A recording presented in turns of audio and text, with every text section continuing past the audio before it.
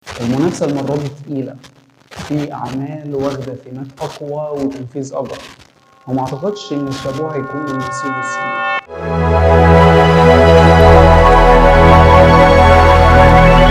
خلينا نتكلم بصراحة، فن الحرب ليوسف الشريف السنة دي مختلف، بس هل الاختلاف ده اللي احنا كنا مستنيينه؟ وهل الاختلاف ده أو التغيير ده لصالحه ولا لأ؟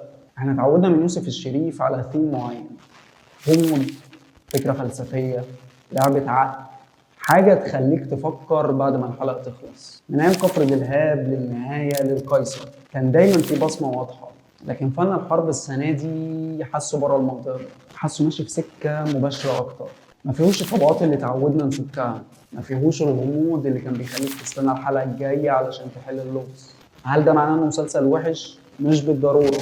طيب هل ده معناه إنه بنفس قوة الأعمال اللي خد بيها الشابوه قبل كده؟ برضه لأ. المنافسة المرة دي تقيلة، في أعمال واخدة ثيمات أقوى وتنفيذ أجرى، وما أعتقدش إن الشابوه هيكون من نصيبه السنة دي. يمكن يكون حب يغير جلده، يمكن عايز يثبت إنه مش محبوس في قالب معين، وده طبعا حقه كممثل، بس أحيانا الجمهور بيكون حبك في المنطقة اللي أنت مالكها. يوسف الشريف نجم كبير ومشروعه الدرامي كان دايما ليه طابع خاص، بس مش كل التغيير بيكون تطوير، ساعات كتير بيكون خروج من منطقة القوة، ودي وجهة نظري.